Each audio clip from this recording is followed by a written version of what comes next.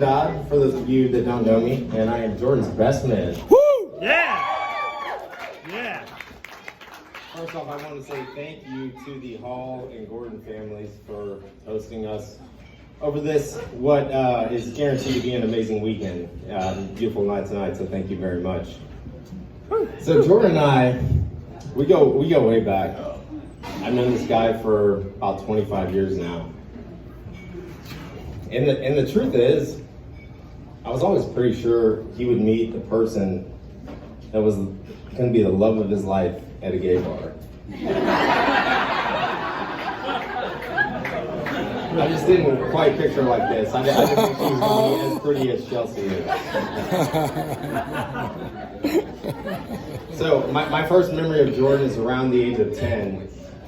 I didn't know him personally, but we played spring climb basketball against each other. We were two of the tallest kids in the league. We're both probably about the same height today as we were then. So naturally, we ended up guarding each other every year when our teams would play. After a few years of these showdowns, I had a friend come up to me one time and say, "Hey, Tim, do you know Jordan Hall?" I was like, "Oh yeah, I know Jordan. He seems like a pretty cool guy. We play basketball against each other." And my friend said, "Oh, well, I was talking to him the other day, and he freaking hates you, man." In fact, he said that there's nobody he dislikes on this planet more than he dislikes you. I was like, okay, more than anybody on the planet, I've never exchanged words with this guy. Why does he hate me so much? What's his deal? He was like, I don't know, man. He just said, he thinks you're a skinny little punk and you have stupid hair. I'm like, okay. So from that point on, I didn't really like Jordan very much either. Which leads me to what's possibly the best moment of my life, at least my preteen life, for sure. It was the next time I saw him on the basketball court. It was 1994, I believe the year was, and I think it was the Hornets. I was the Hornets, you were the Cavs. It was a very tight, scrappy game. Went down to the wire, actually. I think Randy might have been the coach, too, of that team. So. Went down to the wire. My team was down by 1 with about 10 seconds left, and but we had the ball. We were in a timeout, and my dad happened to be the coach. And I'll never forget what he said during that timeout. It was great. He said, "Give the ball to Tim. Let him go to work on his man. Jordan Hall cannot hold him." And then he looks over at me and he said, "Tim, remember," he said, "you're a skinny punk. You got stupid hair." He was like, "And your hair is not stupid, but yeah, you are a skinny punk." So I walk back on the floor. I'm feeling a little insecure about my hair and my skinny legs, but I'm ready to go to work on Jordan nonetheless. That's exactly what I did.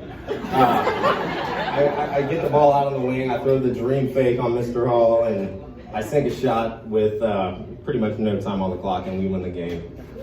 It was a very magical day for me, at least. Maybe not so much for Jordan, but needless to say, this only amplified the rivalry between us heading into middle school.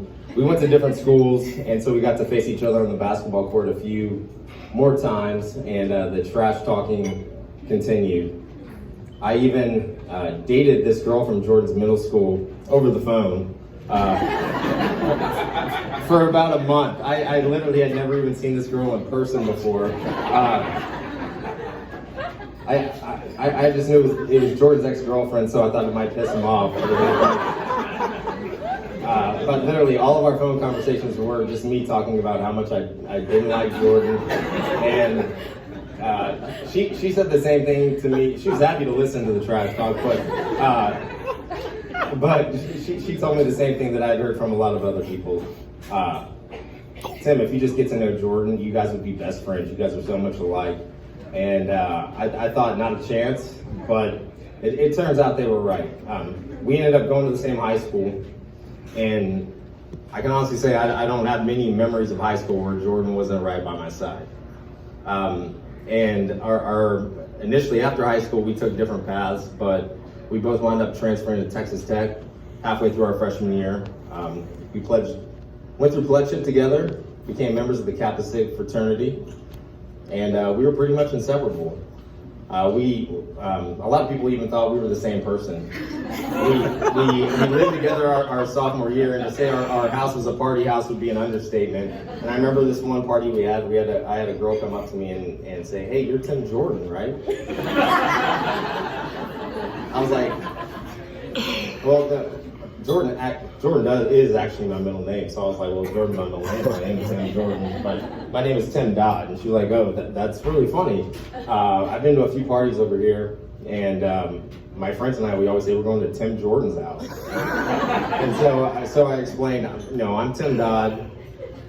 I live here with Jordan Hall. We also have a friend named Zach we let sleep in the garage. He's not here to hear it. You'll meet Zach tomorrow. And let me know about that, because it was pretty hard to go to the garage. But our journey out to college continued as we both moved to Dallas to start our careers. And we even lived together for a few more years. And I can honestly say I cannot imagine my life without Jordan in it. I often refer to him as my dad, because I feel the need to consult him before making any important life decision, whether it's me buying a new car, replacing a roof after a storm and trees fall in my house, or whether or not I should date Alexa. Jordan, for real. Jordan's also always my first call to make sure I'm thinking logically. Jordan, you are seriously family to me, and I cannot imagine having a better friend. I'm so lucky to have you, man. And throughout all the years I've known Jordan, I've never seen him as happy as I do now that he's got Chelsea in his life. Chelsea, I've liked you from the first time that I met you, partially because you would always laugh at my dumb jokes, but mostly because it was obvious to me what a warm, caring, and genuine person that you are. You've made Jordan a better man, and I'm so thankful that he has you in his life. I'm also very thankful that you've inspired Alexa to become a better cook. She's not quite the Martha Stewart that you are, but she's well on her way. Seriously, you two have been great and have made us feel so loved in preparation for our wedding. We really cannot thank you enough for that. And the fact that we are kind of starting this next journey of our lives together at the same time and potentially be having kids around the same age is beyond exciting to us. The thought that little Timmy Jr. one day just might hit a game-winning shot of little Jordan Jr. It's too much, man. It is unbelievable to me. So seriously, I mean, we love you guys. You are like family, and we're so happy for you. Congratulations.